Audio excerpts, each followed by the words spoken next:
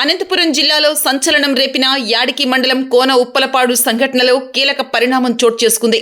ఆభం శుభం తెలియని 7 ఏళ్ల బాలుడిని హత్య చేసిన వ్యక్తిపై పోలీసులు కాల్పులు జరిపారు. కోన ఉప్పలపాడులో 7 ఏళ్ల బాలుడు హేమచంద్రను పాఠశాల నుంచి తిరిగి వస్తూ ఉండగా సొంత బావ సర్వేష్ కిడ్నాప్ చేసి దారుణంగా హతమార్చాడు. తన మామ డబ్బు ఇవ్వలేదన్న కారణంతోనే ఈ ఘాతుకానికి పాల్పడ్డాడు. సర్వేష్ను లలిత ప్రేమించి పెళ్లి చేసుకుంది. అప్పటికే జులాయిగా తిరుగుతున్న సర్వేష్ డబ్బు కావాలంటూ మామ వద్దకు వెళ్ళాడు. అతని వేధింపులు పడలేక లలిత కూడా పుట్టింటికి చేరిపోయింది.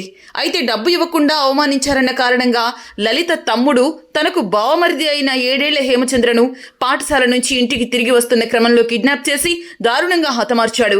సీసీ ఫుటేజ్ ఆధారంగా సర్వేష్ ఈ పని చేసినట్టు గుర్తించిన పోలీసులు అరెస్టు చేశారు.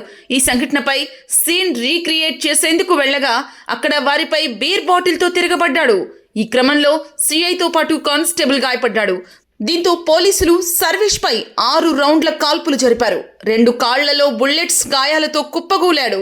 ఈ ఘటనలో సీఐ బోయ రామసుబ్బయ్య స్వల్పంగా గాయపడ్డాడు. తాడిపత్రిలో చికిత్సల అనంతరం అనంతపురం ప్రభుత్వాసుపత్రికి నిందితుడిని తరలించారు. జిల్లా ఎస్పీ జగదీష్ గాయపడిన సీఐ కానిస్టేబుల్ ను పరామర్శించారు. సీన్ రీకన్స్ట్రక్షన్ చేస్తున్న సమయంలోనే ఇది జరిగిందని జిల్లా ఎస్పీ తెలిపారు.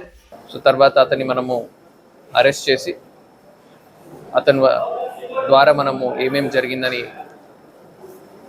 కనుక్కొని ఆ బాడీ రికవర్ చేసి నిన్న బాడీని మనం పోస్ట్ మార్టం అన్ని కూడా కంప్లీట్ చేయడం జరిగింది.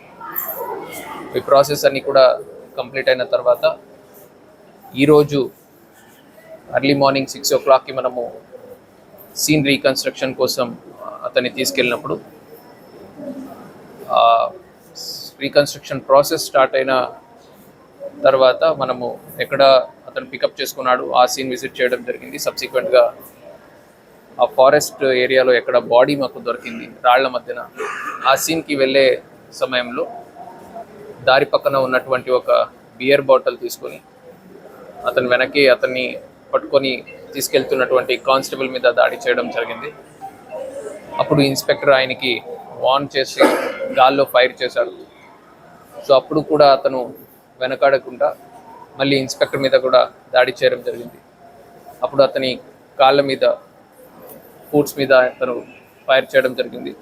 బట్ స్టిల్ ఆయన వెనక తగ్గకుండా మళ్ళీ ఆ దాడి కంటిన్యూ చేసేసరికి మళ్ళీ అతని మోకాళ్ళ మీద మన వాళ్ళు ఫైర్ చేయడం జరిగింది.